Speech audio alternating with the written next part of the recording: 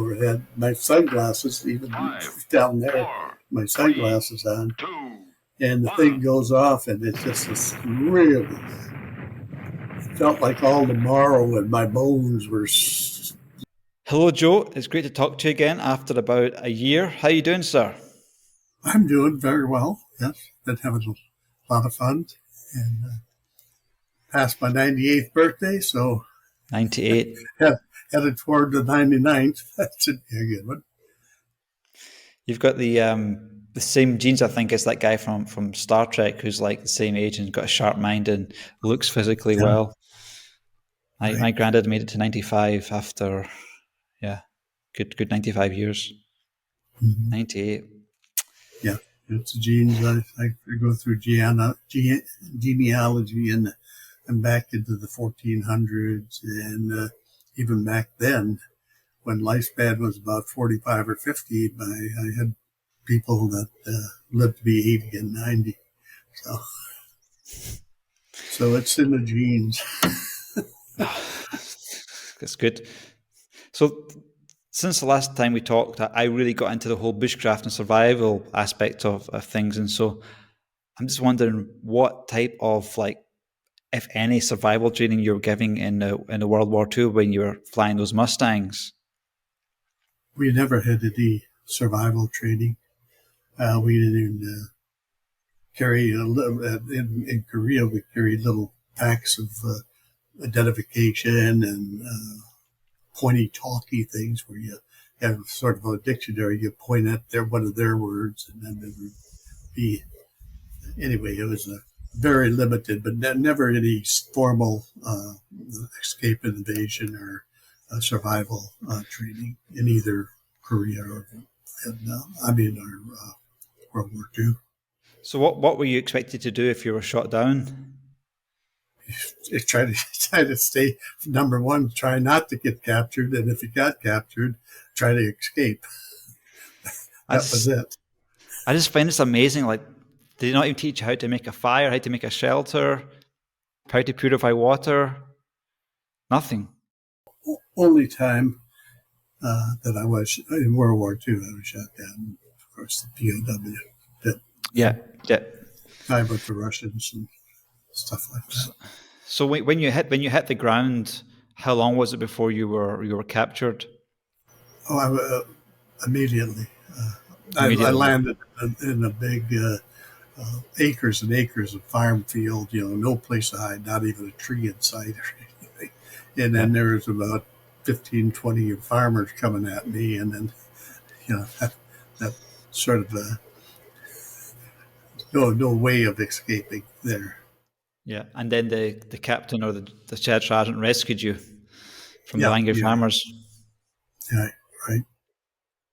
So what was on the last podcast we got up to the end of World War II. So what was the in-between stages before that and your time in Korean War? Well, when I got back, actually everything was in turmoil after World War II as far as assignments. My first assignment was down to Napier Field, where I had graduated. I got down there, and 2 weeks after I got down there, the field closed. They closed it. So then I was assigned to Truex Field in Wisconsin, and I was there for probably, I think it was 3 months, and they closed that down. And then I went to Chanute, where I did spend about three or 4 years at Chanute. And that's where I was doing mostly administrative jobs. Like I was an adjutant of a group, and then I went to command a 400-man African-American unit. And then in 1947, when Truman desegregated the armed forces, then I had the responsibility of integrating my 400 black unit into the various white units. And that was a fairly difficult job, the animosity and all that sort of stuff. So I had to set up sort of spies as that to make sure that my guys, when they got into a white unit, weren't being discriminated against and this sort of thing. And they did a pretty good job, and they promoted me to captain at 22.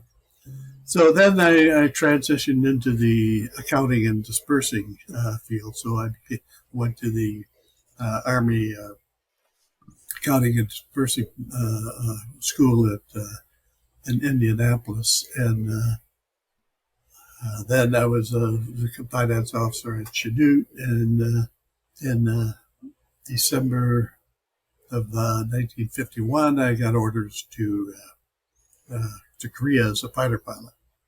Now, all this time, these 4 or 5 years after World War II, all I was doing is flying B-25s and C-45s just for proficiency. I hadn't flown a P-51 or any fighter since the day I was shot down. Anyway, I was sent over there to the 18th Fighter Bomber wing, flying that was based at Busan in Korea. I arrived there on the 26th of December of 1951, and immediately the wing commander called me in and said, well, we're not going to assign you to a fighter unit. You're going to be the finance officer. And I said, no. I came here as a fighter pilot.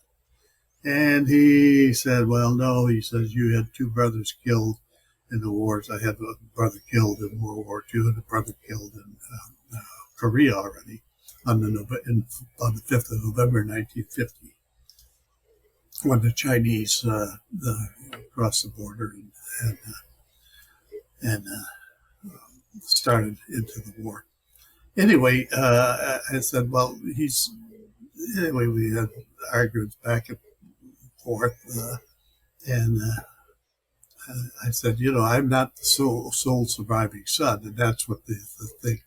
After World War II, after the 5 Sullivan brothers were all killed on the same ship, they put in the thing that sole surviving could not be sent to combat.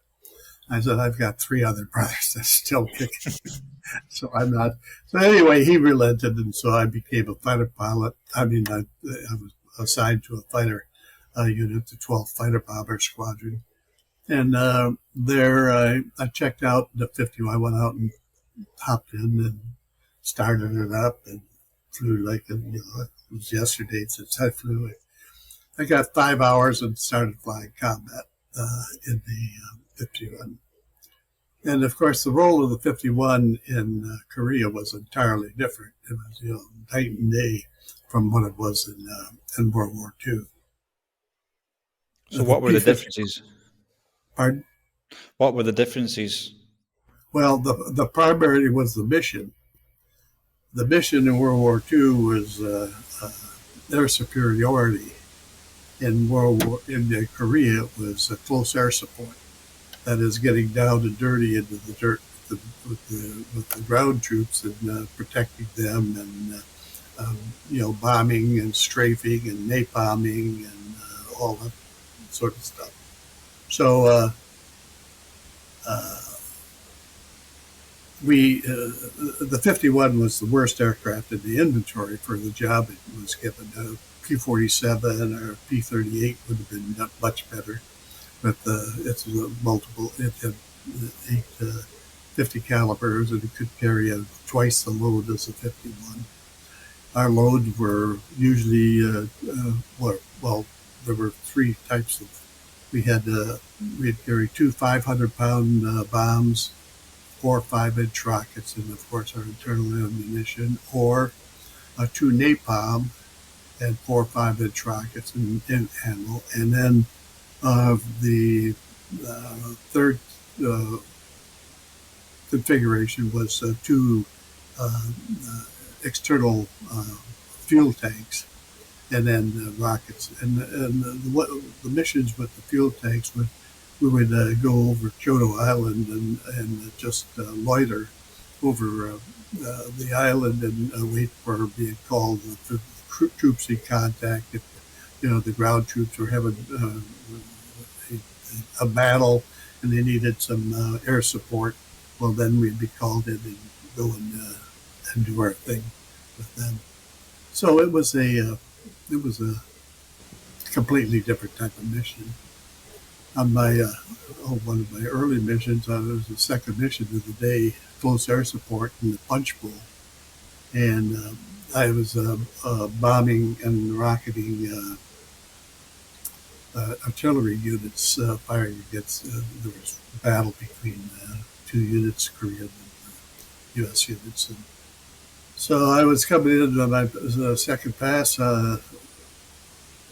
and pulling off, and I got a big flash in front of me, and my aircraft started vibrating like it was going to fall apart. And I was flying out of K-46, which was at Hangsong, Korea, and we were only about 30 miles from the front lines from the DMZ. So the mission, they weren't that long. They were 45 minutes, hour 50. And anyway, I was fairly close, so I decided I would try to make it back. And so I did make it back. And then when I landed and got to my parking place and shut down the engine, here comes my prop right in front of my face, and there's a big hole in the 50 caliber. Oh, so that was sort of exciting. What was the manufacturer of that propeller? Yeah, I was thinking, well, how did a hole that small cause the aircraft almost to fall apart?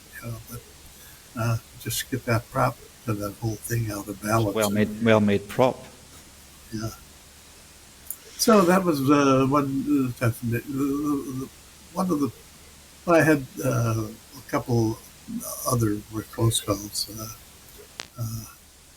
On one mission, we were on the Chodo Cap, and we were called that troops in contact. The weather was really, really stinking, and so we get to the area, and normally you'd have a FAC, a forward air controller, airborne FAC, and a T6, and they would direct you to the target, and then you'd go bomb it. But we didn't have that, and we didn't even have the Army didn't even have a liaison spotter plane.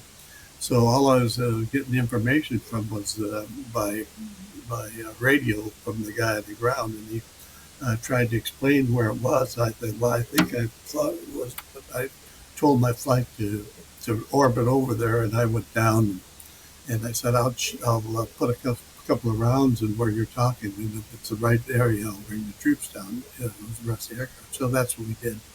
And we were able to get about 90% effectiveness and 21 KIA credit from the ground troops.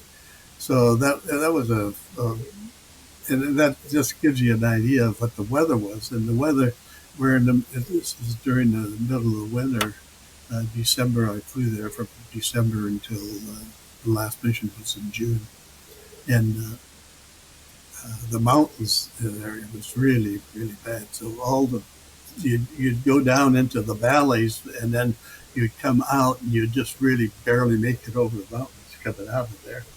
And so it was and if you had weather, it was really, really bad because you didn't know, what was behind the weather. A lot of mountains. Then I had another mission there where I it was a napalm run, and it was we were after troops in trenches along a mountain ridge, and so we go and do the napalm run, and the napalm run is good. We got real good coverage, and then it came around for the rocket run. Well, the rocket run, you have to really stay straight and level because there are no guidance systems for the rockets. It was where your plane was going. If you were in a skid, the rockets could go off with the skid. So you had to be real, steady and straight and level, and when you fired the rockets. Well, I fired my first two rockets, and then on the third one, I was just pulling the trigger in. I got a small caliber up through my wing root and splattered blew the canopy, and then it hit behind my armor plate.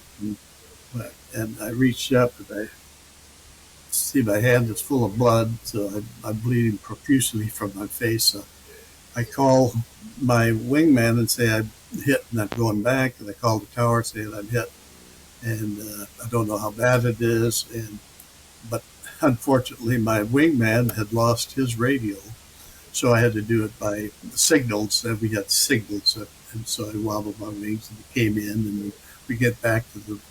And of course, he doesn't know that what's going on with me. He just knows he's hit on the radio. So we get over the field, and he peels off and lands before me. Well, he lands, and all the meat wagons and the fire engines are following him down the runway. So I land nonchalantly without any fanfare and go back to my parking spot, and I cut the engine. I'm down in my cockpit, cleaning up the baps and stuff that are on and trying to wipe my face clear. I get a look up, and there's my crew chief there standing, waiting for me. And he sees me and he slips off. But what happened was when the canopy blew, thousands of pieces of plexiglass, and it just inundated the cockpit, and I got lots of plexiglass in my face. I spent the next probably 6-7 hours with the flight surgeon picking out plexiglass from my face. But I flew another, I think it was 2-3 days later, I flew another mission. Wow, you're exciting things. 2 or 3 days recovery. Nowadays, that would be like a month or something like that. Yeah. But the main thing that concerned me in Korea, and I was the training. I was a World War II guy, hadn't flown since World War II, and the fighters. And the guys we were getting in were guys who were recalled and hadn't flown since World War II, and they were, getting in, and we were having a lot of losses because of lack of proper introduction into the combat area, and they were flying the P-51, which of course there was an entirely different role in World War II, like I said, and they were doing a mission that they were just not, but like I had never dropped a bomb or shot a rocket or anything before Korea in the 51. It was purely air superiority type of flying. So anyway, we were having, and so I developed a training program and taught the commander into let me implement it. And it was a 10-step program. We flew 10 missions, and not combat, but the first 8 missions were learning how to drop napalm and learning how to drop bombs and how to navigate at low altitudes and this sort of stuff. And then the last 2 missions were combat missions with 2 experienced pilots. And after that, then they were cut loose, and we reduced the number of casualties we had substantially. So that was my really claim. The thing that I felt best about during my Korean tour. Then I flew 76 missions and was headed home in July. Got kicked out of stopped off at Hawaii, and there were 4 of us from the group, and we got kicked out of the Royal Hawaiian for singing rowdy songs while we stayed in Hawaii. Man, there's so much rich history you have. You could almost write a book about probably every week or 2 of that. There's so much information and experiences. So going back to the So you were in the African. You were training 400 men, or you looked after 400 men in the African wing. Um, yeah, So, did you have any command experience before that? no, no, I was 21 years old. All I knew how to do is fly. So, what on earth were you doing with Well, like the 400 thing, men? thing was now the during segregation, all of course all the black troops were always in a single unit. My unit was, they call it Squadron F, and it was they were the cooks and bakers and security police and all different skills. Where in the white units, like all the engineers were in one unit and all the cooks and or security police were in another unit, and they were uh, homogeneous types of units where my and I had all different types of schools. So during the integration part of it, I had to select those troops that were engineers to go into the white engineering unit. And those that were security police, I'd had those have to integrate those into units, white units that were all security police. So it was a pretty big type of transition. Now, the only thing that saved me was the fact that my first sergeant was about a 20-year veteran, he master sergeant, and he of course he was black, and I was the only white person in the unit, and I just he and I just worked hand in glove, and he taught me everything that if he thought I was going off the wrong track, he'd let me know and talk about it, and so it was a mutual thing where we basically ran the unit together, and I really.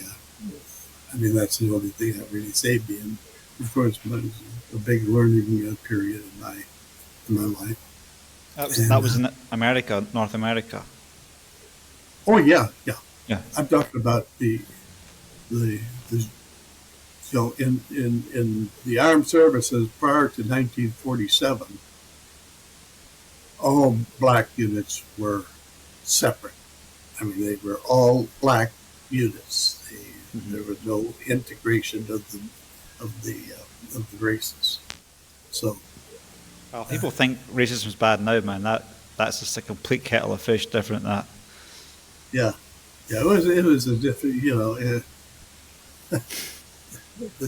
it's hard really for someone like me to be able to explain it to the, the the current generations as to what when I first went into training.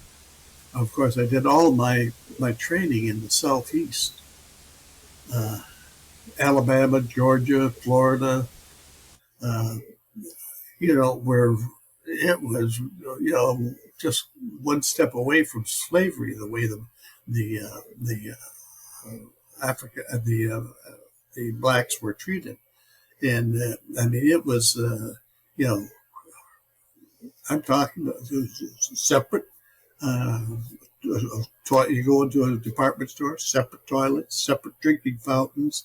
You go to the theater, the blacks were all up in the balcony. They were segregated there. And then the whites were on the ground floor.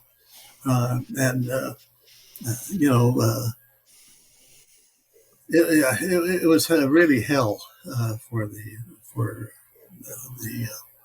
the, the African American.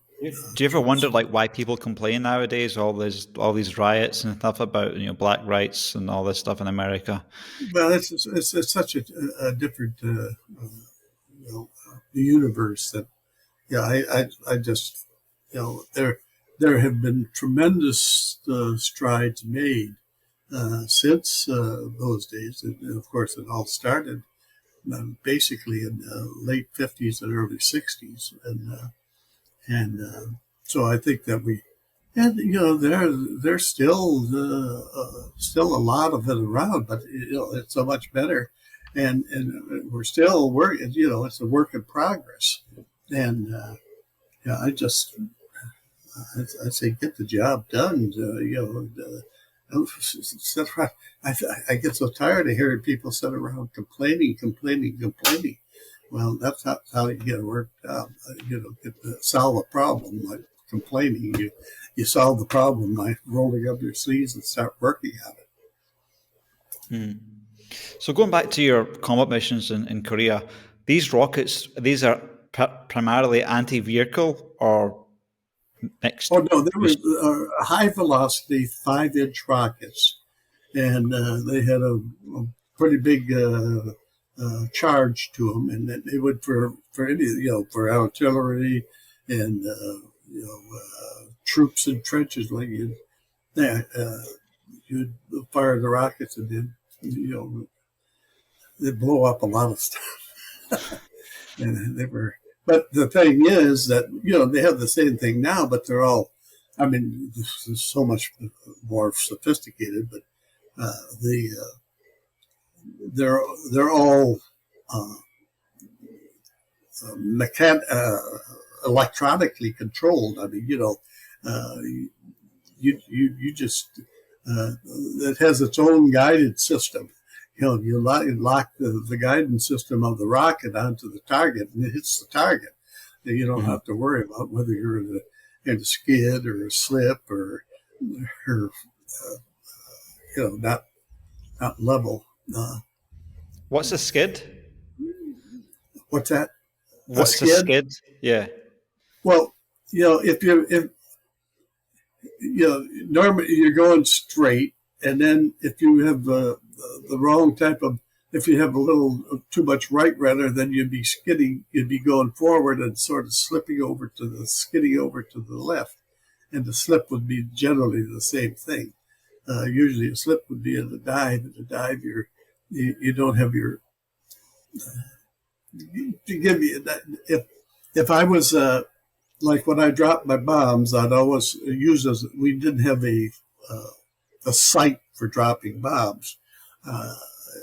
We'd roll over, and I would always fire some of my 50 calibers, like on a rail. You were bombing a railroad line, and if my 50s were hitting right in between those tracks, I knew, and I dropped my bomb. I knew my bomb would hit where the bullets hit. Now, if I was coming down and I'd be just in a sort of a little slip or skid, I'd fire my 50s and they would hit off to the side of the track. That means that I'm not straight and not on the target. Right. So it's the whole dynamics of the aircraft and what position it is in. What sort of range were you releasing these rockets? Oh, the range, probably try to get as close as possible. I probably 100 yards, 150 yards. Wow, that's insane, man. That's like down dirty, and I came back. Until you see the whites of their eyes, man. It's almost yeah. Sheesh. And these things fly straight, and you probably even felt the explosions from them at that close range. Oh no! Yeah, you as soon as you got rid of it, you could pull off. Ah, right, okay. Yeah. Pulling something like 6Gs or something. Like the only thing you had to worry about the bombs is the guy ahead of you. If you're too close behind him, and he drops his, and you're down there when he's ready to drop yours after about the simultaneously when his is exploding, well then you can get it that way. But so soon after the time in tour duty in Korea, you get involved in atomic bomb testing in Nevada. Oh yeah. And it says atomic bomb tests. Yeah, 1954. Of course, they were doing all these atomic bomb tests. They had built shacks, simulating houses, and stuff like that all around it. And they wanted to see the effects of the bomb. And I was at Tyndall Air Force Base in Florida, and there was a message that came in that requested volunteers for atomic tests in Las guy, Vegas. man. Well, the only thing that we heard was Las Vegas. And there were, I think, 3 of us that volunteered. And so we go out to Las Vegas, and I mean, for what you've been through in World War II in Korea, you think like, okay, he's entitled to sit back and relax. But hey, let's go and be involved in atomic bomb testing. That respect, man. well, it was, we really didn't know what it was. Nobody briefed it. We just said atomic bomb test. So we get there, and the weather is terrible for 10 days. And so it keeps getting delayed. So we're staying at Nellis, and then we sleep all day, and then about 6 o'clock in the evening, we go out into the town, and then we'd spend all night in town at the casinos and that sort of stuff. And that was really great sport. And then finally they said the test was going to go. So we get out to Camp Desert Rock, where the test has been, and there's a big tower up there, and I don't know how high it was, but it had a 20 kiloton bomb on top of it. And there are a bunch of trenches about 7 feet deep all around it, probably 1,500 yards around the test. And we're given a blanket and a steel helmet, and we have our own glasses and stuff. And we climb into the trenches, and they say, well, we're going to pull this bomb, and you're going to be down. Wait a minute. Have they checked the wind? They haven't given you an NBC suit? They haven't given respirators? What? Nothing. So we're down in there, and then I'm crunched down as far as I can get into the 7 feet of trench, and I've got my blanket over my head, the helmet on, blanket overhead, my sunglasses even down there, my sunglasses on, and the thing goes off, and it's just this really felt like all the marrow in my bones were breaking up and it just was a surrealistic feeling about your whole body. I never had such a feeling in my life before. And then the wind comes whirling by over us, and the bright light, even with all of my under the blanket and with my glasses on and stuff, it's the brightest light, and my eyes closed. I still see red, flashes in my eyes. And then after that, then it's about a half hour or so we're still in the trenches, and then they call us out of the trenches. Then they walk us up to the ground zero to walk around, and there's all guys with Geiger counters and little cards, and they'd check over and they'd write it on your card how many Rankins you've absorbed, and then that was it. And I'm not a conspiracy theorist or anything, but anyway, that little card was in my records up until 1972. And then I was checking I was at the record center in San Antonio, Lackland Air Force Base, in 72, and I was checking my records, and the card, and for some reason, wasn't there anymore. And so I don't know whatever happened to it. And I never heard anything except about 5 years ago, I got a letter from the Defense Department saying, hey, you were one of the guys in the test. Is everything okay? Of course, I was in my 80s. So I'm just speechless, man. I really am speechless. Like, we just so much health and safety nowadays in Austria, and just everything's so careful, and you're not allowed to train your private dog to protect you. But man, I'm just speechless. Like, and they walked you up to ground zero after the test. Like, yeah, They'd actually walk you closer to the place where it exploded. Oh yeah, yeah, yeah. I can remember saying, guys coming up and all it was all trash around. They were working on trash. And, But weren't they like aware of like cancer dangers back then? we didn't know any. The general the average person didn't really know what all these effects were of them, and we didn't even know because Hiroshima was only 5 years prior to that, so 5 6 years or something like that. No, we were just. I mean, surely the American military must have known that people had radiation sickness and Oh all yeah, sorts of. yeah, yeah. I don't. I really don't know what this, but it didn't bother me. I went through. Okay, I don't think it bothered me. And any of your co-workers have like sicknesses or cancers after that? Not, I didn't keep in touch with them. I have no idea. So, I mean, I only ever felt a bomb once, and that was about 2013, where a car bomb exploded 2 miles away at Athens Bank. Nobody was injured. It was just a whatever. But I never that freaked me out for a little while because just the shockwave was different from fireworks and stuff like that. But this atomic bomb from how far away was it again? how far? Yeah, Oh, it's about 1,500 yards, something like that. 1,500 yards, The man. the trenches were. That's nothing. That's nothing, man. I know it wasn't a very long walk from getting to the trench to the ground zero. That's for sure.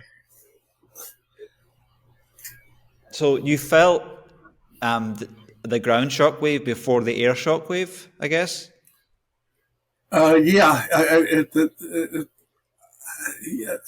I really, it was so convoluted. You did have an experience that you never had before, and so I can't say I got the light first and the sound for next, or what order and all. It all Yeah. seemed to come simultaneously, and just sort of you were all the atoms in your body were blowing up.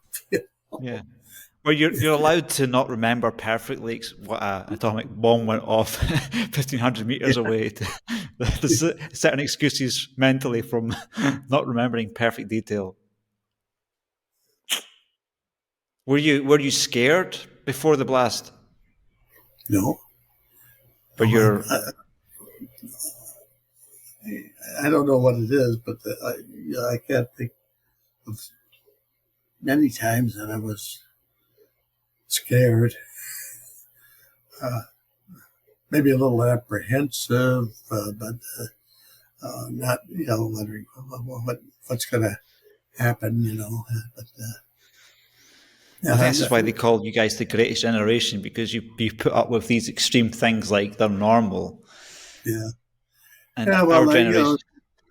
sometimes I think that's there's different circumstances. Just like the guys that have been doing these Afghan fights and some of the things that they're gone through. I mean, there's a equivalency there.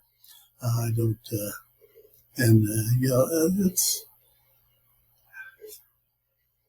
I guess we were hardened at youth in our youth. 4 or 5. I mean, now, for not now, but I mean for the past 40, 50 years, kids have been brought up with parents everybody looking over their shoulder and keeping them safe and all that sort of stuff. And we were on our own. I was, 6 years old. I'd tell my mom, we're going to ride our bikes. We're going, and she'd say, make sure you're home for supper. Yeah, same here. And Yeah. a kid, somebody's looking over her shoulder all the time. What are you doing? Or how are you feeling? Or right? Yeah, sometimes I That's think about that. I grew up in a council estate, and I was just like, I was out playing at like 5 years old, and other 5-year-old kids, and we just going crossing busy roads and stuff like that, selling bottles yeah, to shops and stuff. So that was a yeah, good time, man. Life was simpler back then. yeah. Okay, but the next shortly after the atomic thing, then I had another really neat experience. If you want to hear about it, Yeah, sure, Eject, sure.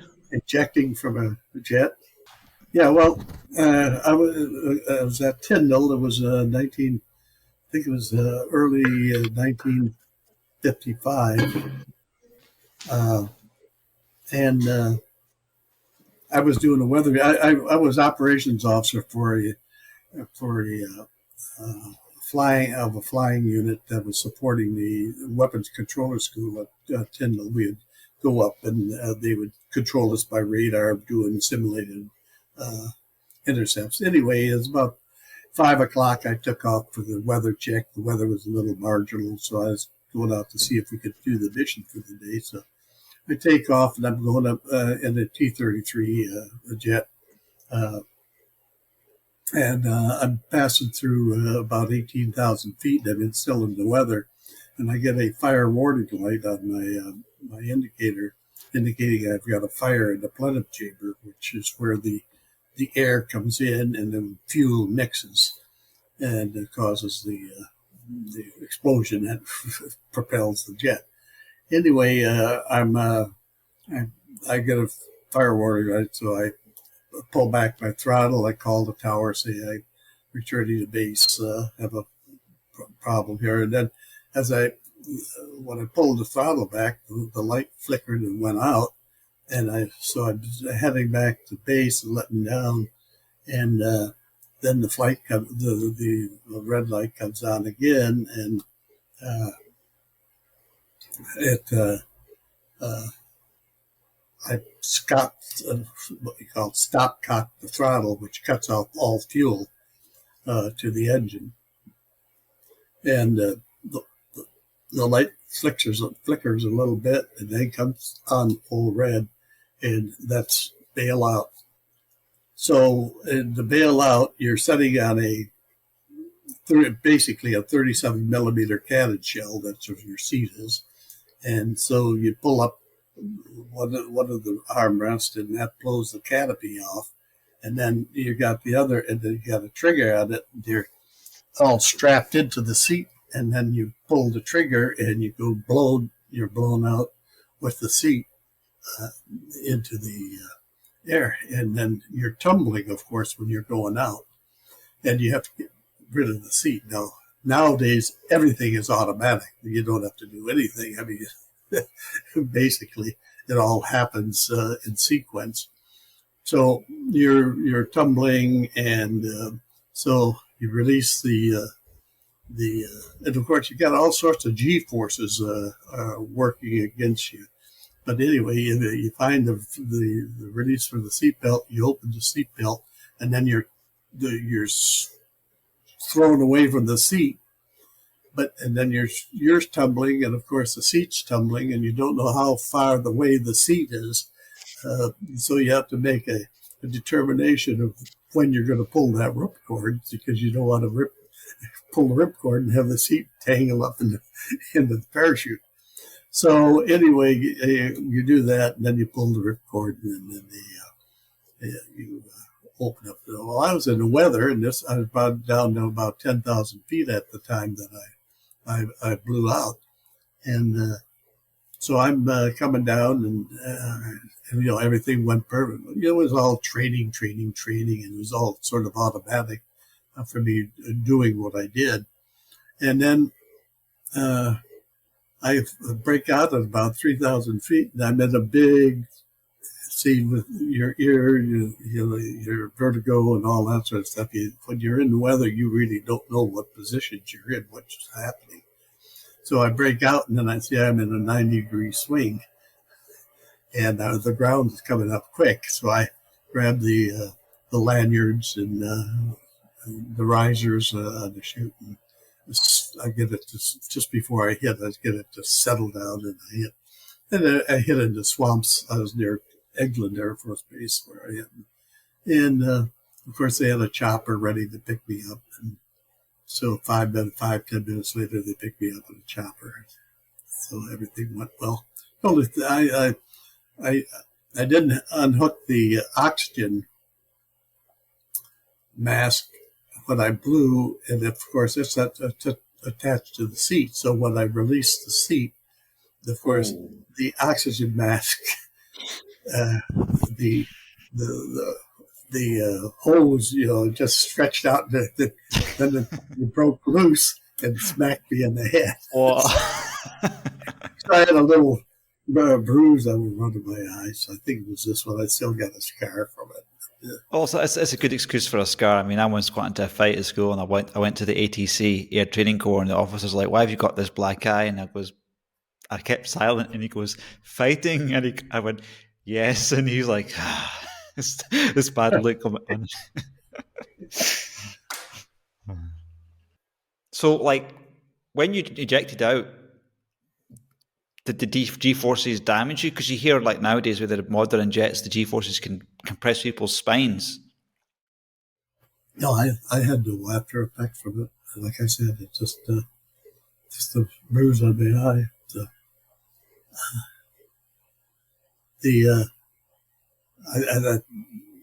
You're asking me whether I had any damage. Yeah, from the ejection. Yeah. Oh, yeah, I did have a compressed vertebrae, and that's my back still hurts from it. But wow. I never reported it, never, because if I would have complained about it, then I would have been taken off of flying status.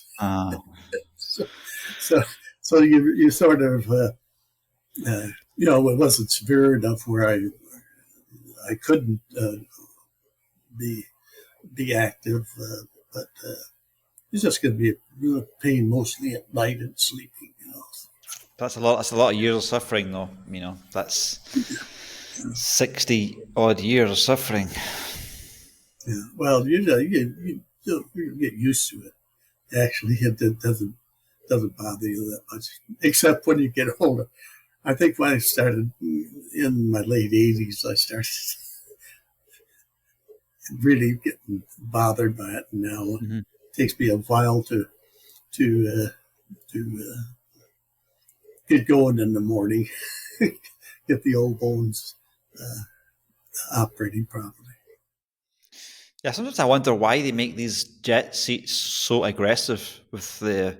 Okay, you see those like air shows where you've only got like half a second to eject. You can understand why they need so much speed, but just in general, I guess most of the ejection seats, why does it have to be so violent? That I guess that's what they. Yeah. Well, it's just when you're traveling, and particularly nowadays when you're traveling at very high speeds, I think a lot of them they're capsules now that you bail your whole seat, your whole cockpit is a capsule that blows out. I don't know what the really late, like the F-22 and the F-35 have for ejection. They better be pretty good at the speeds they're traveling. You thought like it's so much force on your butt. What if they made some kind of ejection seat that pulls you up through your arms and shoulders as well as your back? Yeah. So like your back's not being, so like if like instead of all the force being on your backside, it could be something that maybe holds on to your arms and shoulders and pulls you up as well. That might be maybe it's just too complicated. Yeah. Yeah, so that must be a good reason for. I mean, maybe there's an opportunity there, a new ejection seat. Right. Well, I don't know what was worse, ejection or the bailing out at 300 feet. Yeah. Because when you had to bail out after that same day you shot down that ace, how does that work? I guess for me, you just get off your seat, push it open, and jump out, and then open your parachute. Yeah. Yeah, it was very uncomplicated. You go over the side and uh, hope you have enough room between you and the ground for your chute to open. Yeah, when I was in the Air Training Corps, I was in a glider school for I think about 8 flights, and then I had a kind of Cessna type flying thing where I had a flight suit on and a parachute. But they never really trained us how to use it. They just basically said, if you have to jump out of the plane, this is what you pull. But probably if something happened, I wouldn't remember what that was. But I guess when you're a cadet, they don't expect you to.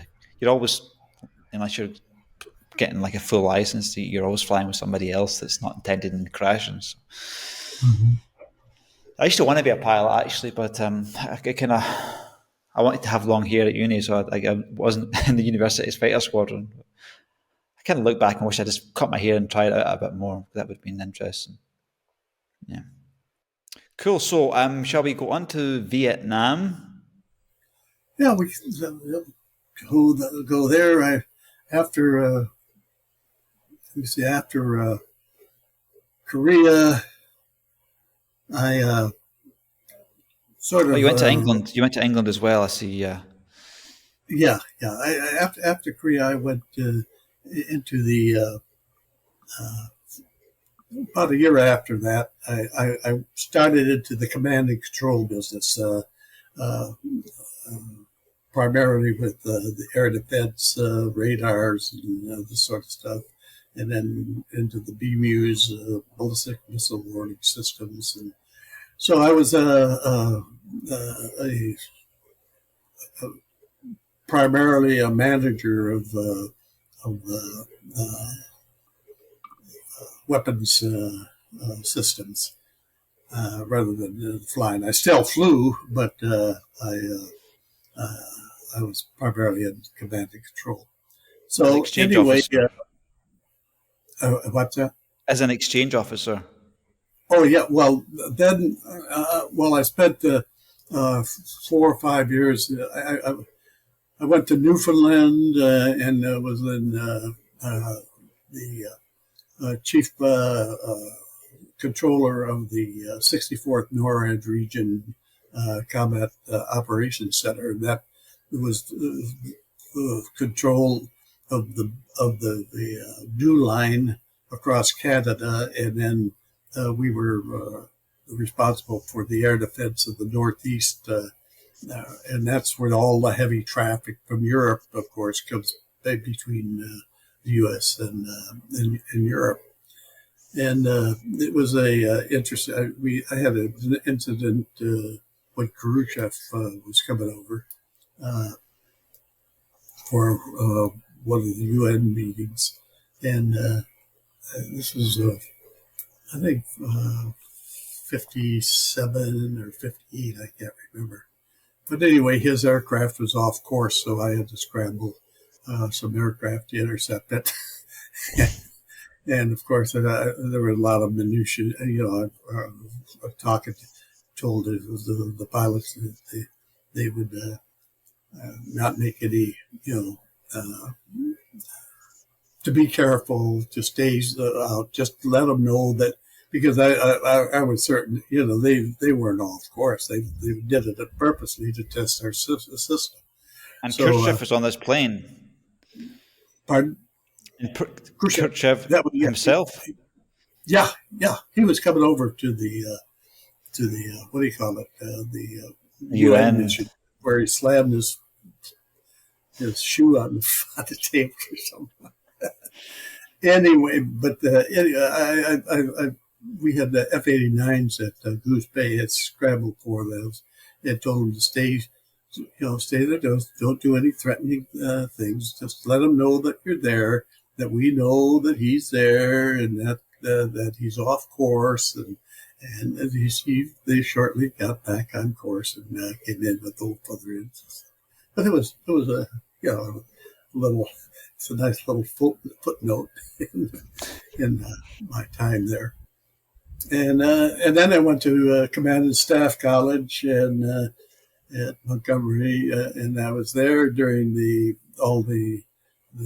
was 1960, June of 60, and the it was during Martin Luther King. We lived about 6 or 7 blocks from where the Ebenezer Baptist Church was, where Martin Luther King was the pastor. Yeah, anyway, and there was a lot of Bobby Kennedy and all of his FBI troops were living in one of the hangars out at the Maxwell Field where the school was, and it was an interesting time. A lot of riots going on and this sort of stuff, and we were living right in the thick of that. It was another experience that lots and lots of attitudes there, and then. I went to NORAD headquarters, and I was there in Colorado Springs. I was there until 1965, and then was transferred to England with an exchange officer with the RAF Fighter Command. And I was primarily responsible for the ballistic missile early warning system at Fallingdales Moor in England. And I spent 2 years with them, and that was an interesting time period because there was I think one of the British colonies was either they were in civil. Anyway, there was a lot going on there, and as far as the RAF is concerned, and with some fighter activity in Africa. And then in I made lieutenant colonel there, and then in October of 1967, I was transferred to Vietnam. And before I ask you any more questions, the stuff with NORAD and England's ballistic missile system, is this stuff still like classified before I ask any questions? Like, no, I don't think so. It wouldn't pay him to put much to put me in jail.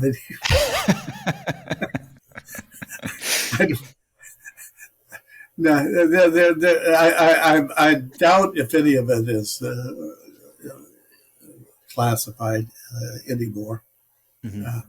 Most of the stuff. I'm just trying to set the scene because I'm thinking more like an author now because I'm planning on writing some stuff eventually when I have time to do it. So when Khrushchev is flying over, where are you? I'm just imagining you in this dark room with all these radar screens, and you're walking around in your uniform where you've got these guys on listening and watching the maps, and they're asking, "Hey, Colonel, or, what's going on? What was the? Try and give us a scene of what that would look like." Well, that was before all the computers and all that sort of stuff, and the radar screens and all that. I mean, there were still radar screens, but in the operations center, it was the big plastic board with the map on it, and then you've seen the ones of Churchill's. In fact, when I was in England, I was at Bushy Heath, where the command and control center for England was, where you see Churchill sitting there, and they had the big table, and they're moving the little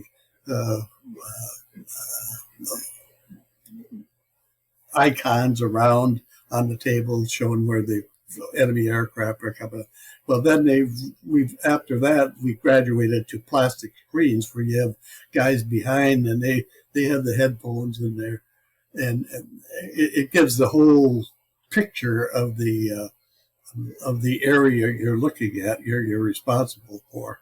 And then as they see the aircraft on the radar screens, they call it into the guys behind the screen, and then they position it on the screen with grease pencil, and so you can see the picture of what's going on there. And so it's very similar to what you were talking about, but the technology was not quite as advanced as that, as it became. So how were you aware? did somebody under you tell you that he was off course, or did you just look at the map Oh and yeah, make a decision? see, you get all the flight plans. See, you got the flight plans of the aircraft. All aircraft, they have to do a flight plan, and they say where they're going and what their course is and what their altitude is, and so you have radars. We had radars, and you track all of these aircraft, and then when one is off course, I think it was 20. I can't remember if it was 20 or 40 miles off course. I think it was 20 miles off course.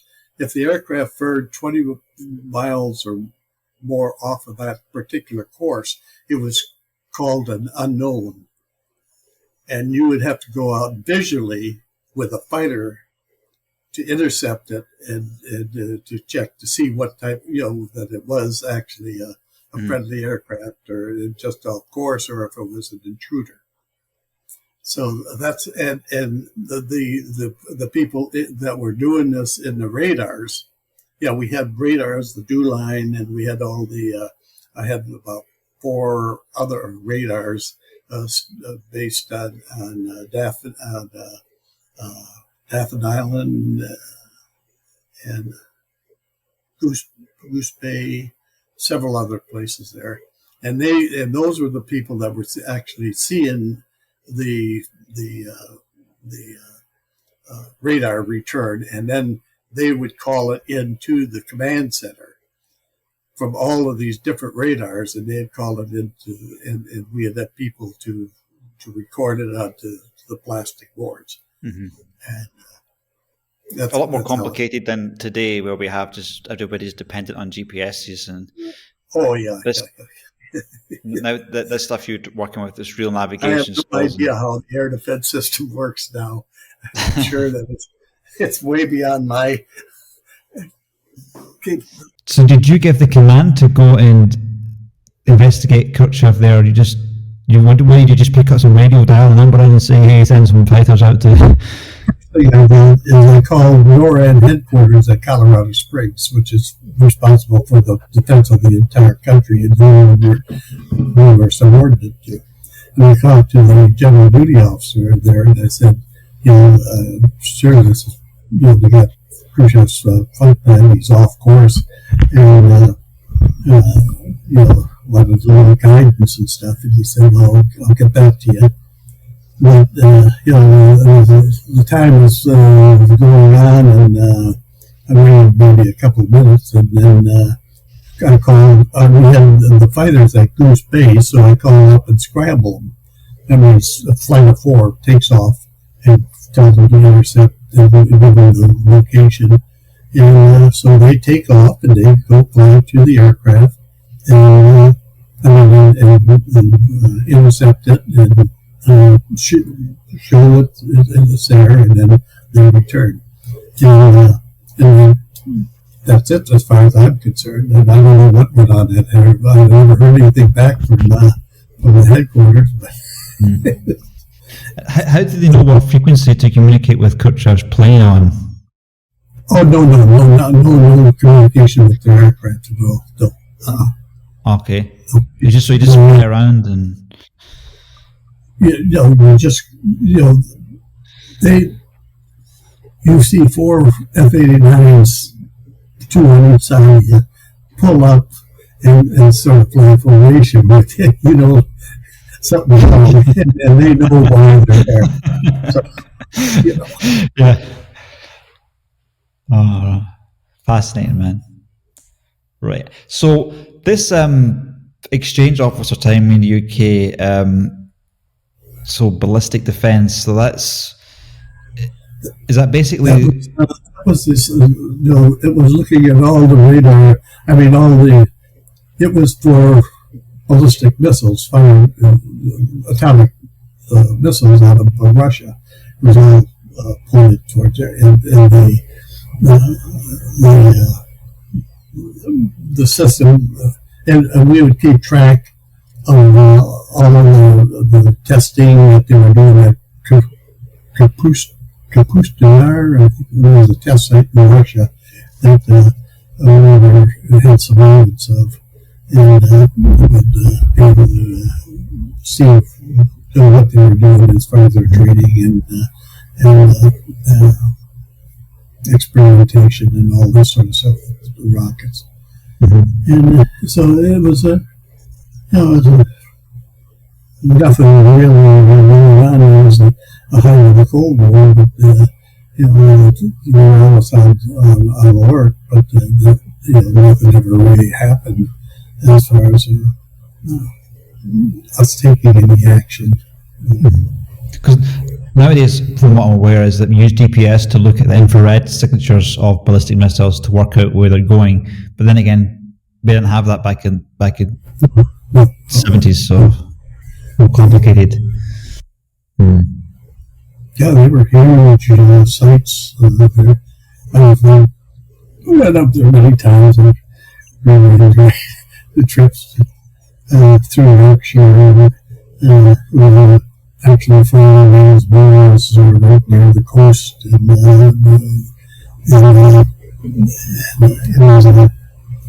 was really nice. I enjoyed it. So what was it about? I mean, it seems like a different skill set from being a fighter pilot and even a commander to well, I guess you're learning on the job, right? So nuclear weapons inspection or radar tracking, I guess. Yeah. No, it wasn't. In Vietnam, of course, we went to Vietnam. It was really an active situation where all the time. Mm-hmm.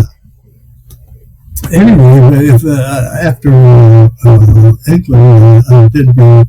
I was Saigon, Tanzanite in Saigon on the 15th of September of 1967. And I was a lieutenant colonel, and I was in charge of basically the management of the airspace over the war zone.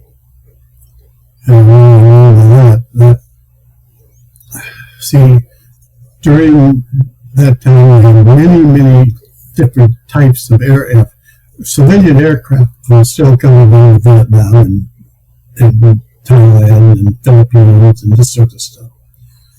So I had to coordinate with all the FAA, the Philippine air traffic system, the Thai air traffic system, the Vietnam traffic system, and then the Korean Air Force and air activity that has to be coordinated, and then we get down to the B-52s. They were sort of a separate sort of thing. I had to make sure that we wouldn't be dropping B-52s for other activity that's going on. And then finally the artillery, on the big close air support, artillery firing at the target that you're trying to bomb. So all of that,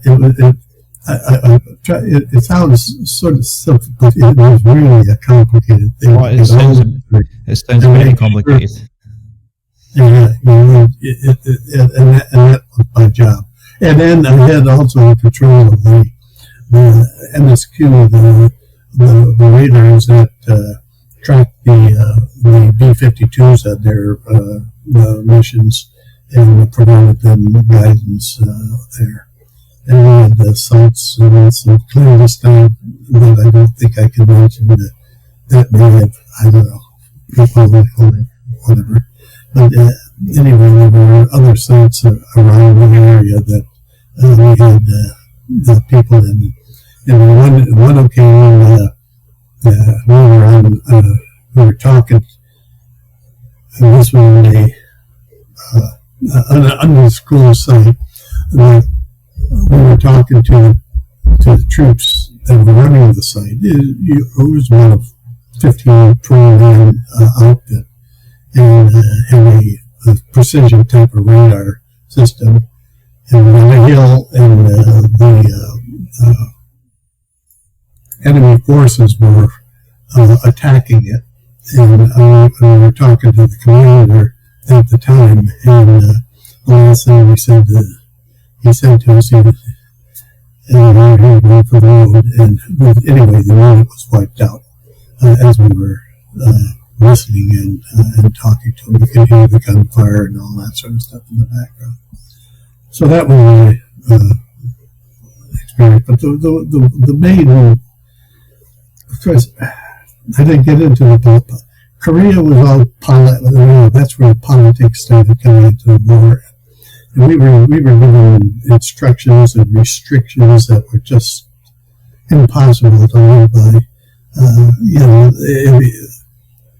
Like in Korea, we were supposed to patrol the main supply route. But when we went to the peace talks, and we were supposed to go down any kind of road. We were supposed to go down and take a look at it and make sure they weren't carrying weapons and stuff. Well, I don't know how we do that. But we could not fire if they were carrying a red flag. Well, what other red flag would they be carrying? And then we'd go down, and I lost a couple of guys on that type of mission, and I said, to hell with it, I'm not going to do that anymore. So we just patrol from altitude. I mean, look at them where they say, you go inspect something, but you can't shoot it then, you're going there shooting at you, That's ridiculous. And there were areas that we couldn't go, even if our aircraft was burning or like mine was shaking, that I couldn't fly through because of proximity to where the peace talks were taking place. Things like that. But then in Vietnam, it was just completely out of the ballpark. People in Washington looking over, setting up president and everybody looking at, rain being conducted by special forces. I mean, what the hell? And being able to trying to interject themselves into the action. It's all so, for me, it's just so ridiculous. It's stupid. But anyway, I'm off. But anyway, back to Vietnam. My office was the morgue was halfway between the office and the barracks where I lived. And I would walk there in the morning and evening, and every time when I go by, the caskets behind the morgue were up to the roof, and little tags hanging from each of the coffins. And you look at it, 17, 18, 19, 20 years, then I think, what a waste. I mean, we were using Vietnam as a proving ground. I don't think we ever had any intentions to run the thing. It was a proving grounds for war weapon systems and this sort of stuff.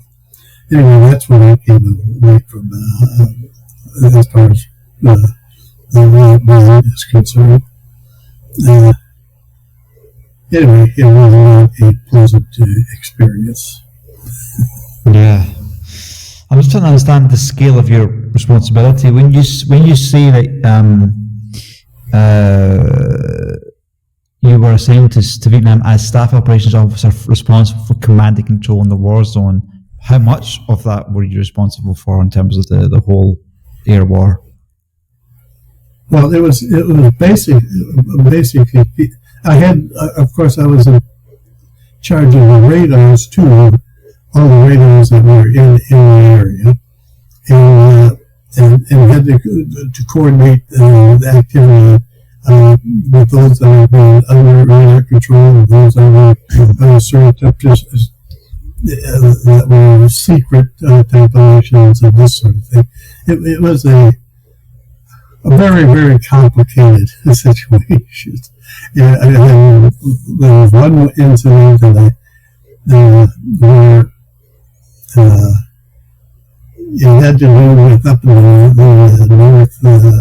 northeast part of North Vietnam, or right next to near the border of north and south of Vietnam. And some fighters did some attacking on some fishing boats, I think, and they were friendly and stuff. And there was a wave going on between the fighter units and the radar units, and the radar units were responsible, and the fighter said, the radar unit said, we definitely did not give them the okay to fire and that sort of thing. Little complications like that also came up, but it was it's pretty hard for me to explain the fundamental work about probably 12, 14 hours a day every day I was there. So how many layers between you and President Nixon? And President Nixon? Yeah. Did you say? Yeah. Well, it was to probably, in fact, I think it was about four That's years. pretty close. So who was your direct commander? Well, the direct commander was General Omar in Vietnam. And who was his commander? He was the commander of 7th Air Force. Right. He was the commander of the 7th Air Force. And how many peers at your level doing the same job? Well, there were no others in my job, and in my type of the job. Yeah. It was a unique position. And so I don't know. I guess I don't want to be guessing. Did you ever meet Nixon, President Nixon? No. No one I ever met, or not met, but was there when we walked by was Truman. I think it was in Kansas, someplace. I was there. Getting a refueling, I was at a refueling stop, and he was going to some activity, and as I was coming out of this building, I was standing there and went nah. So that's as close as I got. I stayed away from Washington as much as possible. Mm-hmm. Did at some point in the war you feel that you were what America was doing there was wrong? Well, yeah,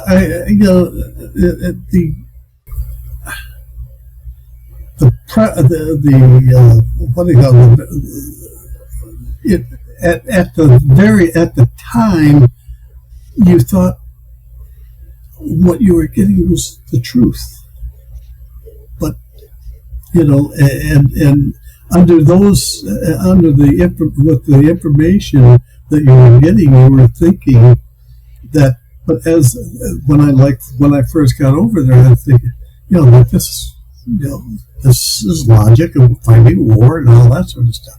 But then in retrospect, and as I went further into the war,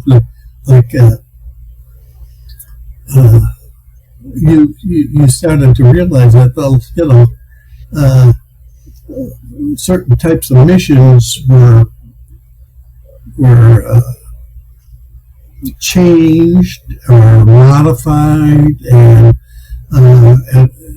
then you started questioning why is the modification. You find out that the modification is because of political purposes rather than fighting war. And it's just sort of evolves in a person, or in me.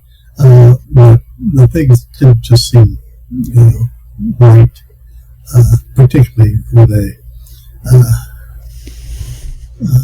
saw the loss of life. I was so far away from actually the ground activity that what the troops on the ground were doing, it was just horrific. I had a little bit during tent because,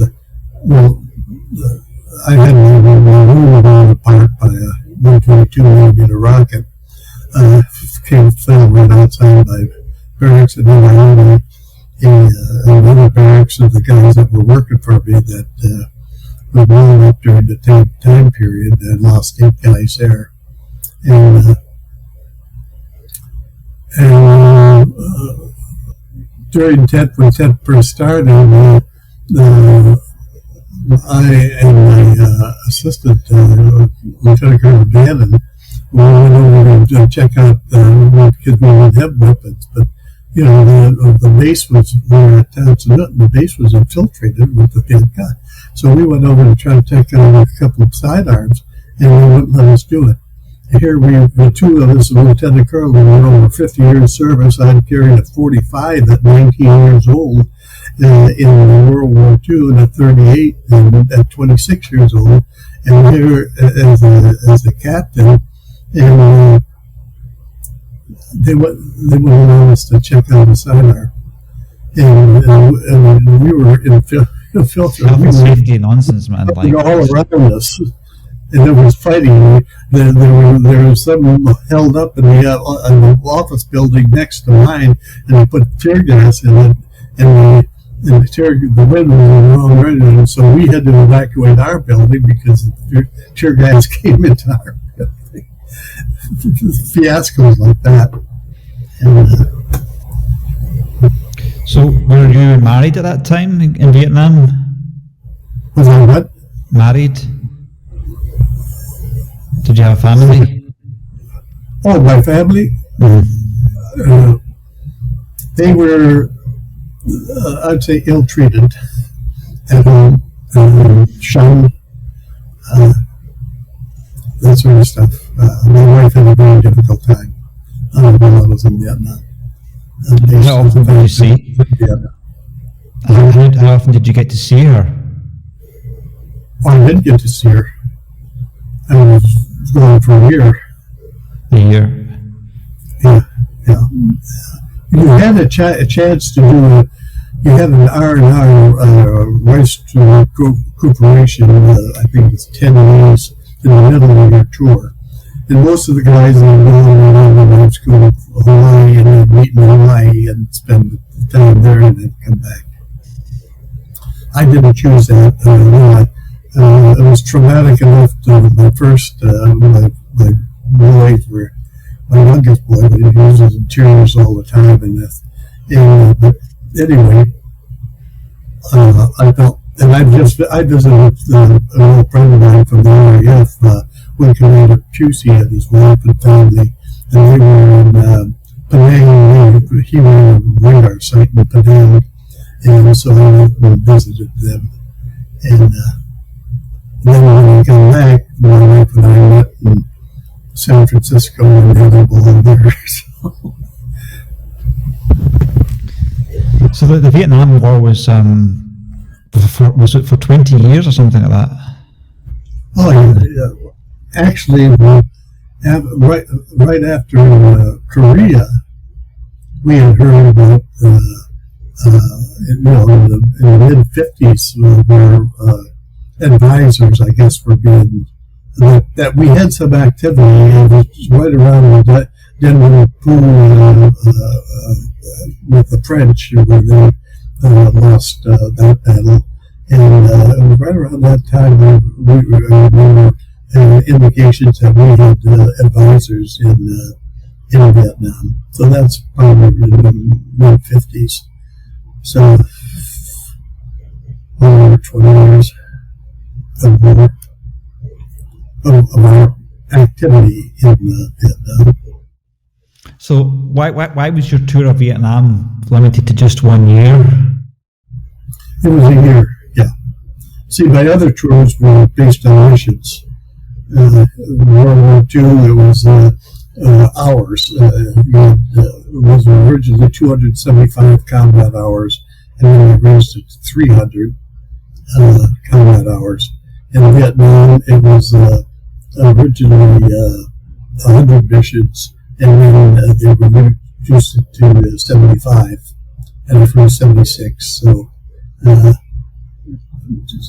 World War II, I was there for 7 months, and in Vietnam, I was there for 7 months. And that's why I had the big argument with General Rogers about doing, because if I'd been in finance, I would have been a year tour.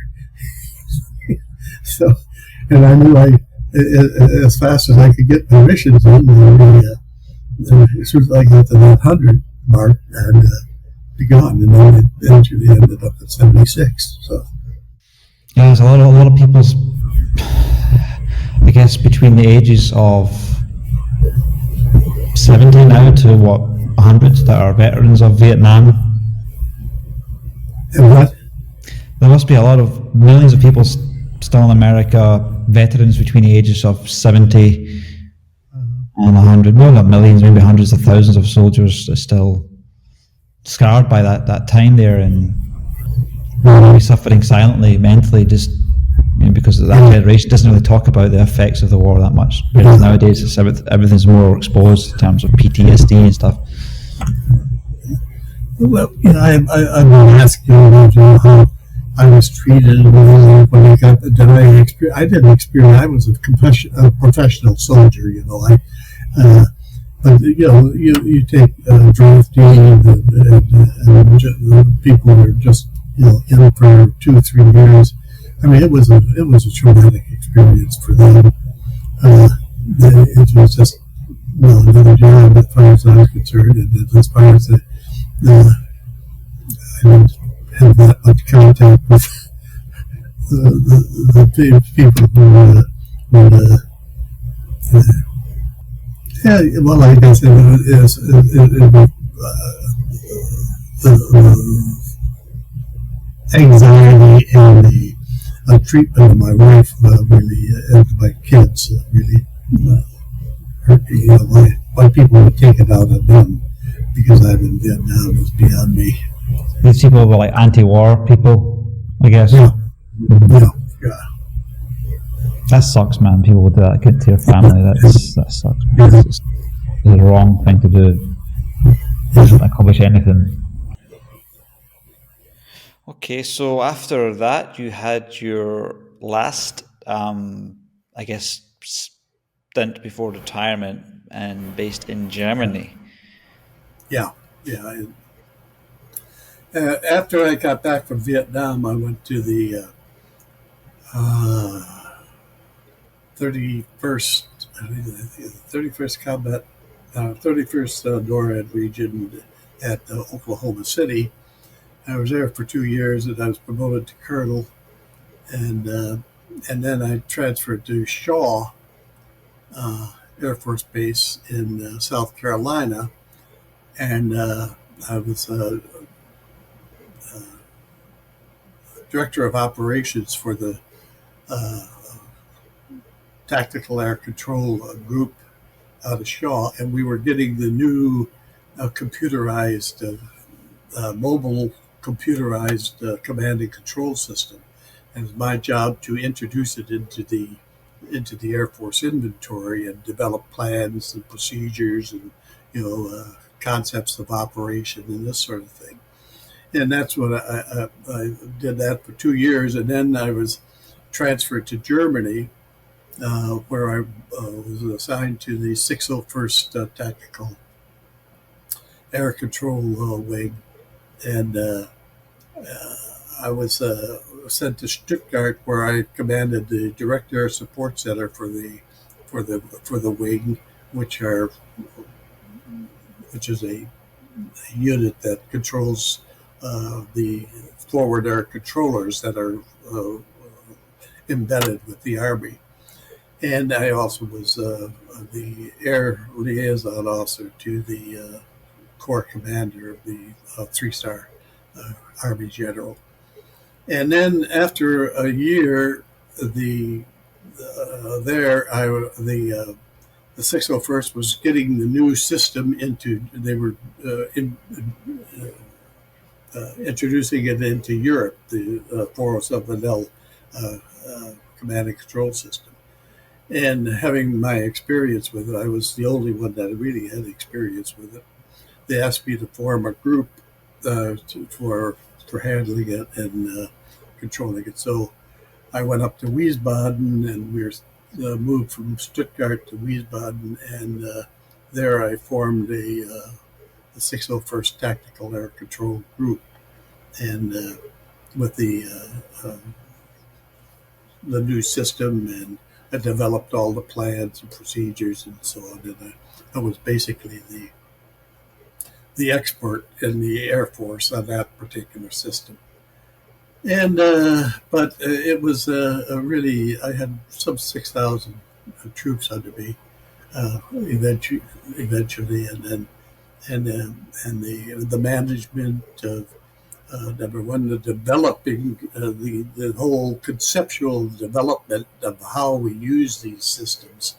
And I had deployments to throughout Germany, and to Denmark, to Italy, to Sardinia, to Turkey, and places like that, where we would move whole units in a record time.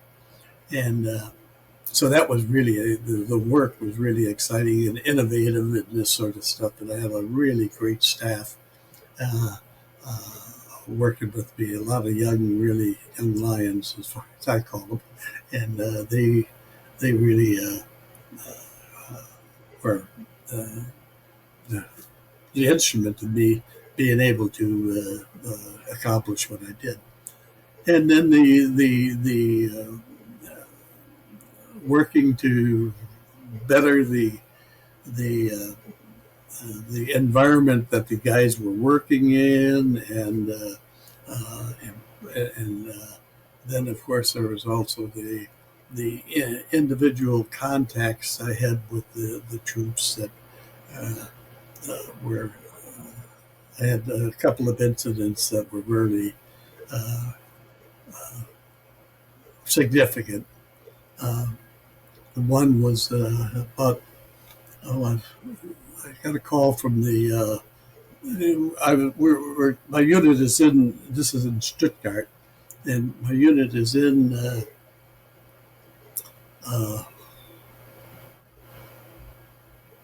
an army base. It's all run by the army.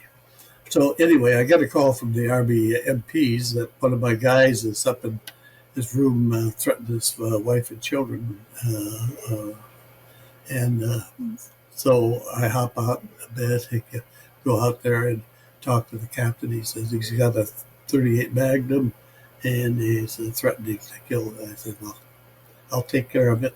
I told him to sort of disperse and not go away, but just sort of get out of the way. So I went up into I think it was on the second floor of the apartment complex. I went up there, knocked on the door, and he came to the door, and he had his Magnum hanging down by his side. And I said, what the hell's going on? And I talked to him, told him to give me the gun, he gave me the gun, and I sat there for about a half hour talking to his wife, and then told him that he's going to have to come with me, and I'm going to put him in confinement. And anyway, it all worked out well. I got him. I had him assigned to, restricted to his quarters for a 3-month period, and after that, during that time period, I had he and his wife had sessions with the medical people, and it all worked out well. Wow, well done. So that was, and then I had another incident where, of course, there were a lot of racial riots going on at bases throughout the Army in that time period. And I had, and one of my soldiers, my airmen, got into a drunken altercation with a bunch of white troops at the NCO club on the base. And I got another time, I got a call from the MPs that said, hey, we got a riot starting to occur here, and one of your guys are involved. So I get out there, and apparently there had been some altercation between some white troops and a couple of our troops, and one of them in particular was under my control. And so I told them again, I told all the people to disperse and get the hell out of here. And I took my sergeant, and we sat under a tree for a while and talked, and he was drunker than a skunk. I said, you're approaching retirement, and I'm going to have to take your stripes away if this stuff keeps up. And so I brought him back to the barracks, put him in confinement for a month, and not confined, not in jail, but restricted to the barracks. And he finally he ended up being able to retire at his rank, and everything worked out well there. And those were self-satisfied. I figured I did something, tangible, that I had helped somebody in this sort of stuff. So I think there's something else I was giving you that. So like those tangible is good, because 6,000 people from that level seems like small amount of dots. So like it's good to get your hands dirty in a sense. Yeah, but the thing I think what I was proudest of when I left the unit, when I left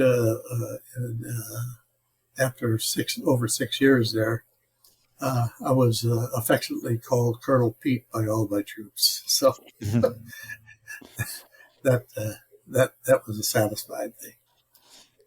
They did. I did make a mark on a lot of them as far as leadership and this sort of thing. So yeah, we had this. I had that guy on YouTube as well. He reached out and he said,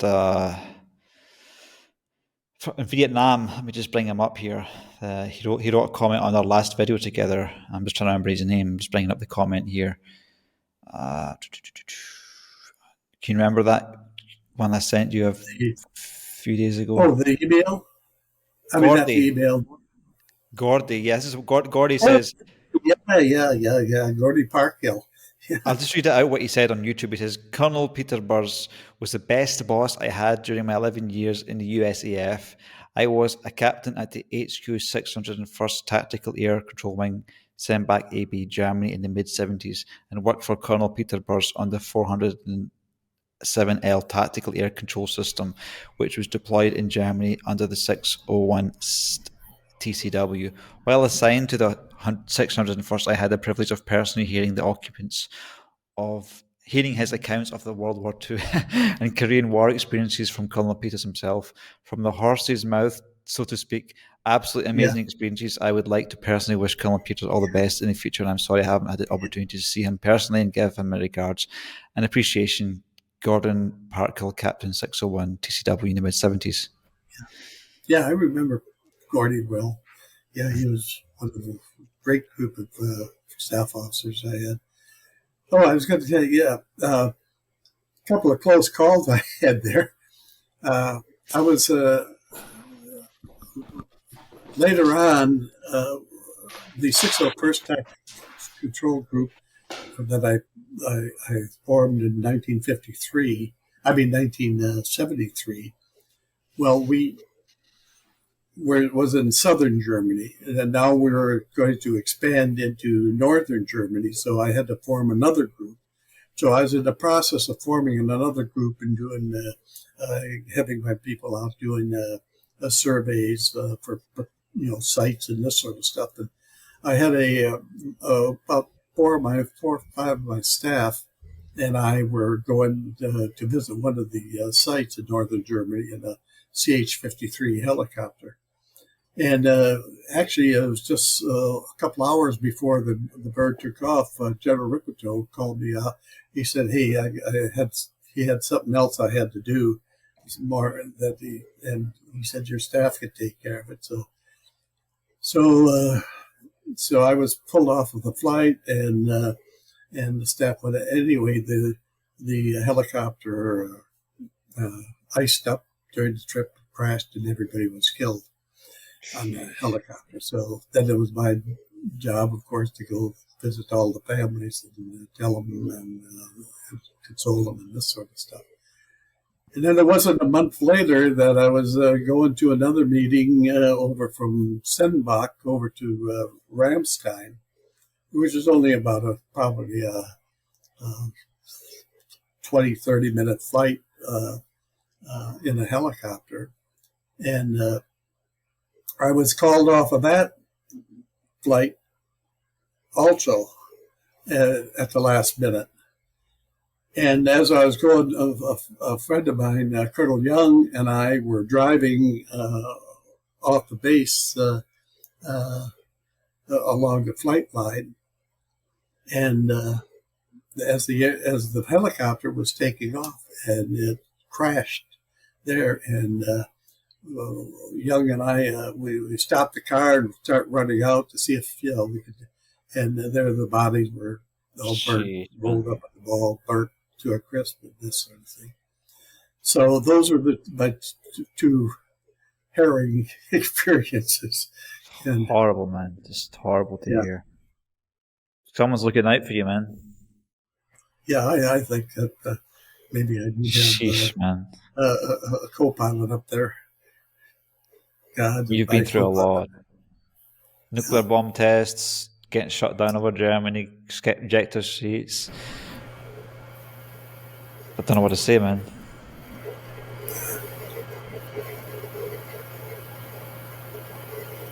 That sounds like the worst part of the whole thing is just going to the families.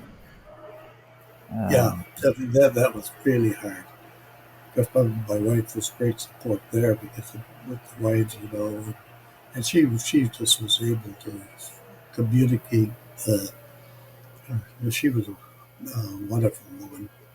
And I don't think I could have done it going to the families and tell someone. Particularly when you should have been one of them. Yeah, twice in a sense. Yeah, so.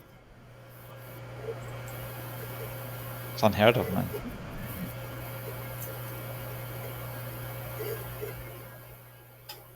So that's a bit of my career. Yeah. So when you say when it's 600s tactical air groups, does that mean that there's 599 other tactical air groups? That's what? So, 600 seems like a huge number. So, if you're looking at 6,000 people, no, it's no, they're not 601 tactical aircraft. What planet is this on? Legit.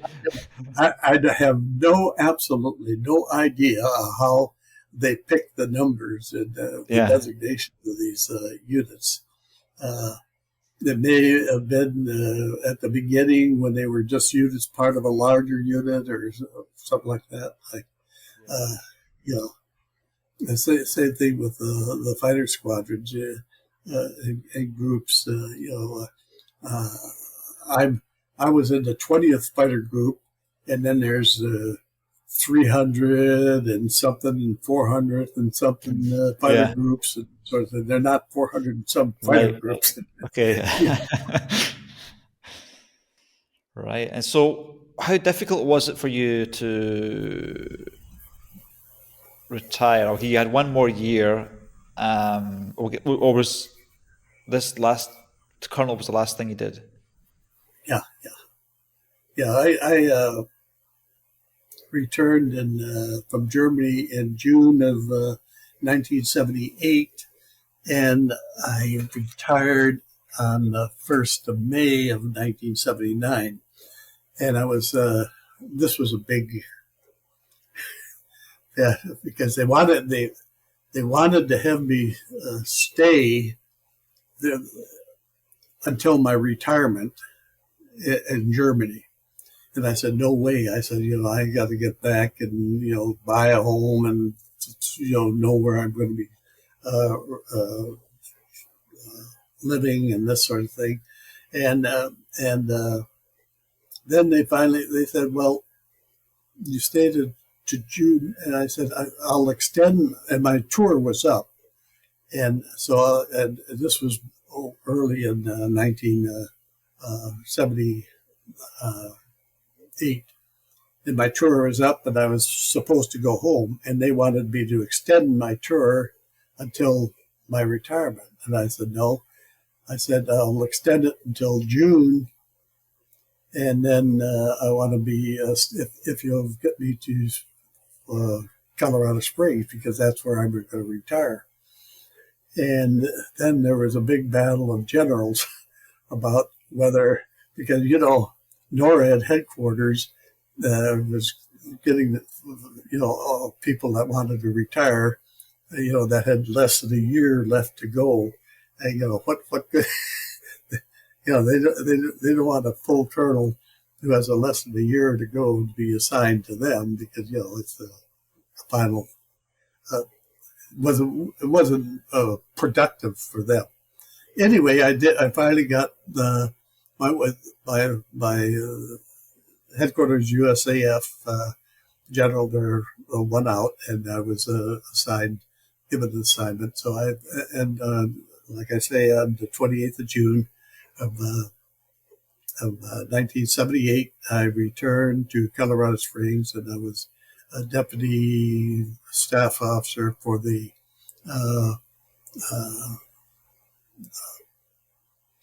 introduction of the AWACS, the Airborne Early Warning System, into NORAD. We had it, and we used it quite effectively in Europe while I was there. That was part of what I was involved in. And anyway, and then I retired on the 1st of May of 1979. And I basically cut myself loose from all the activity. I wasn't interested in, keeping into, units, what do they call them? Auxiliary units, retired units. And, I just went ahead and became a gentleman farmer and a landscaper and a woodworker and all that sort of stuff. And I really was enjoying myself until my wife had a stroke in 1997, and then I spent the next 8 years being her sole caregiver. Never went any place. Went once a week shopping while somebody took care of my wife, and she finally passed in 2005. And I enjoyed she had about probably 60% comprehension between us, or with somebody else it would be about 20%, but we understood each other, and it was a quiet time. And then after that, then all this stuff about shooting down Walter Shook came about, and people started investigating and doing and researching and all that. So I got involved in this sort of stuff, telling my story. I find it interesting that you got this clean break from the military. Like, could you have kept working for the military, going up the ranks? Oh no! I, as far as getting up in ranks, after I retired, go ahead. Could you have stayed longer in the military? Oh, no, I was forced to retire. That's right. The thing. See, I would have been And in fact, the last couple of years I was in, I was losing money by staying in. My retirement would have been more than I'm getting paid. Right. But anyway, the system is that when you have 30 years of commissioned service after age 21, you're mandatorily retired. Right. Well, I spent 36 and a half years in because I had almost 2 years before I was 21. I was commissioned. Then that didn't count for mandatory retirement. Then I had 3 years as an enlisted man during my career, and that didn't count. So I was able, my mandatory, although I was only 54 years old, I was mandatorily retired. And as far as, and the reason I was making less money because my retirement pay would be based upon my retirement pay plus all the cost of living increases that occurred since I was eligible for retirement for 30 years. So that increased my retirement pay by about $600 a month. So I'm thinking, it seems like you went up a lot of ranks. Because some militaries, they have a sort of hard separation between how far up you can go. So if you're general military or if you're officer corps, you seem to have transferred across that boundary of actual combat soldier over to officer. So I'm thinking also like how far up in the ranks you could have went to if you had initially been an officer right at the start, you know? Well, I was offered the command of the 601st Tactical Control Wing when General Ripito was transferred, and he put me in, and I told him that I didn't want it because I didn't want the politics of all that. I mean, when you get to be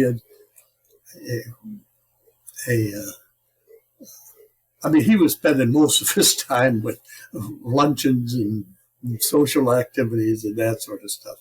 And I was out there with the troops running and things, which was more fun. More respect, man. I don't know what I would have picked in the same situation. Maybe I would have liked to have those luncheons and yeah. Yeah, he'd have me even on several of them, and it was just a waste of my time. Well, given how much I don't like meetings for work, I think I probably would have done what you did. Maybe, I find meetings quite boring. Yeah. But I like just hanging out with people,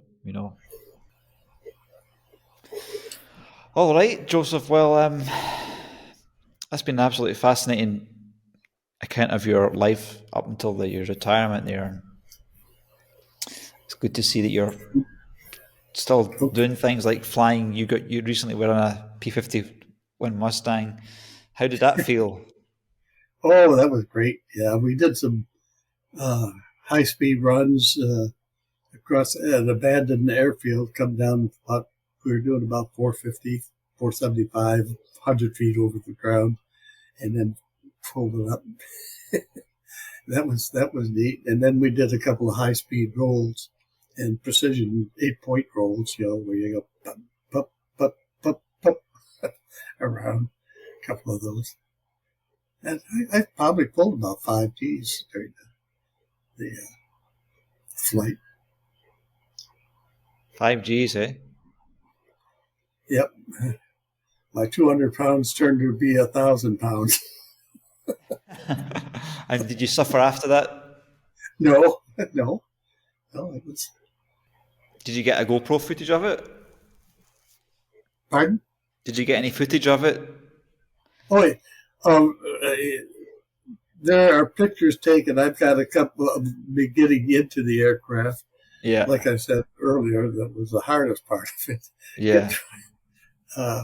The problem, it was a basic seat. It was wasn't dual controlled or anything like that. It was just a seat, and it was all the way down to the bottom, and you could barely see my head in the back cockpit. Yeah, I'm looking And, at the picture now. Yeah. yeah. And but in my one when I was in 2007, the one I had dual controls, and I was in control of the aircraft. Right. I was able to do the maneuvers and this sort of thing. So it's a big difference. But at 98, I think I did all right. Do you think you could have flown it if you needed to? Oh yeah. Oh, if I had, yeah. Well, not in that back seat, but yeah. Did you get like a special announcement that you were going up at the air show? No, I had. It was just off the spur of the moment sort of thing.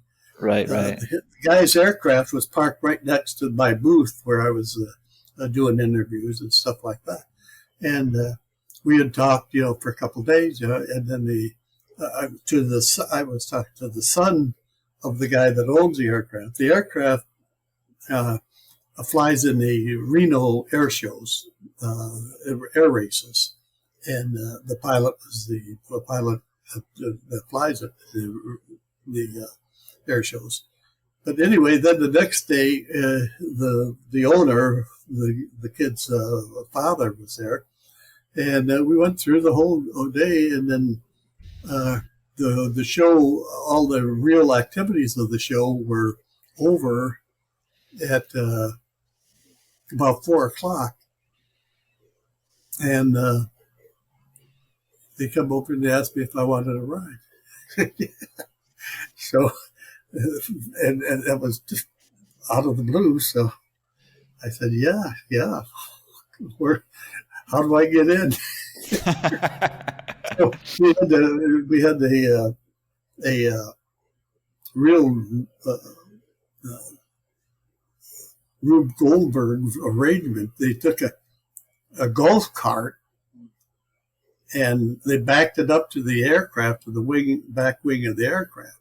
And I climbed up on the back of the golf cart so I could step from that over to the wing. And then from the wing, they had a non-slip piece of material on the wing, and then I get up, and then I had to get my leg up over the side of the cockpit. I see that, yeah. Get it in, and then the other leg, and so that was the hardest part of it. I had no problem back in '87, but I was only in '82 or '83 then, so. The next time you do it, you should get like a GoPro mount so we can see your head right. and one GoPro there, seeing what I said. I've if we had some prior knowledge of it, I'd probably put a big cushion down and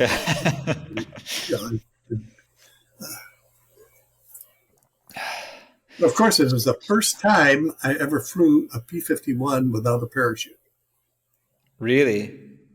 Every other time I was in the parachute, I was in the P-51, I had a parachute on. So standards have gone down then. Yeah, right. I don't think I would have been able to climb out of it anyway if anything went wrong. So. You probably would have been all right given what you've been through already, to be honest. With your co-pilot up there, Yeah. Indestructible. So, like, this world right now is pretty intense. Like, would you get any words of wisdom to, like, the leaders basically making decisions now on the world stage, with this invasion in Ukraine? I have my feeling. I don't understand why we're fitting the bill while Germany and France and all the rest of them are just putting a token about it, and why is it? I mean, we started to assume this responsibility right after World War II with the Marshall Plan. I don't know how many billions or trillions of dollars we put into that to rebuild Europe. And then the whole time that NATO was in, I remember while we were in Germany, I mean, the Germans were just charging it, old barracks and stuff like that. They were charging us rental and on all this stuff. And we're there to protect them, and then they're charging us for being there. Germans and Austrians are excellent at charging money for things. I mean, if Europe can't take care of themselves, that's tough, as the way I see it. I mean, the wars have been going on there for thousands of years, and if they can't straighten this, and then we should pay attention to ourselves. And this isolationist business, you don't have to be an isolate. You can exert your power without spending a lot of money by basic diplomacy and threats. I mean, if we have to do it, if our security is challenged, then yeah. But I don't see our security being challenged by either Russia or Ukraine or their activity in the Ukraine. It's just, people say, "Oh, this is atomic power." Well, I'll tell you, you're just as dead with a caveman hitting you over the head with a club as you are dead from an atomic bomb. I mean, there are, of course, more people involved in this sort of stuff, but if that's the way the world wants to go, that's tough. I feel the pendulum swings. I've been swinging for 10,000 or more millions of years as far as the human race is concerned. And sometimes we have an ideal society going, and the other times we're a bunch of nuts.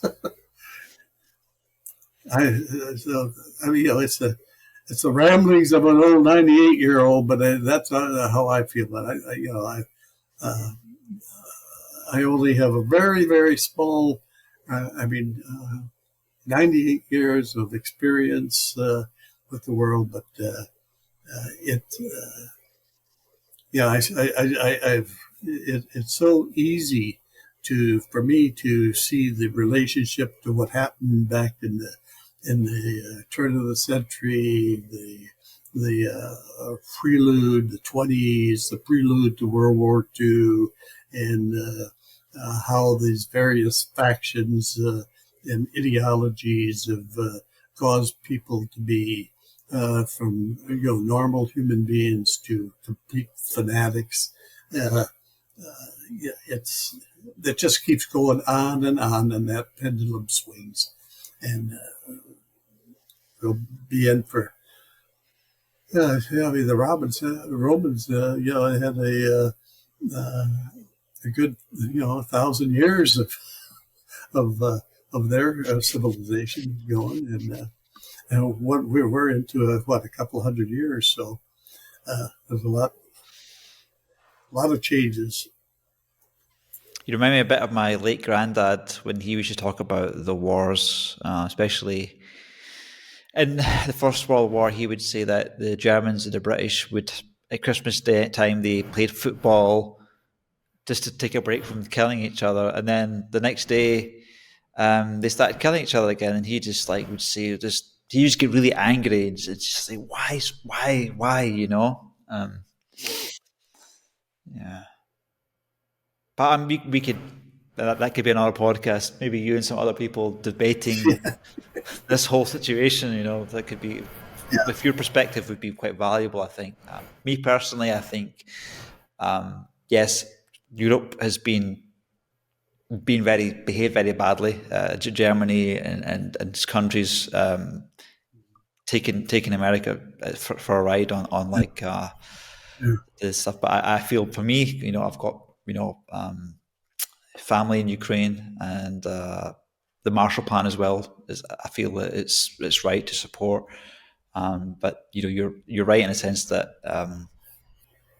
Germany is sucking up to Putin with the gas all these years, it's just there's no excuse for it. Yeah. It's just and all the corrupt Russian money that's in London and Austria and Germany, and America is doing its bit. More blessings to them.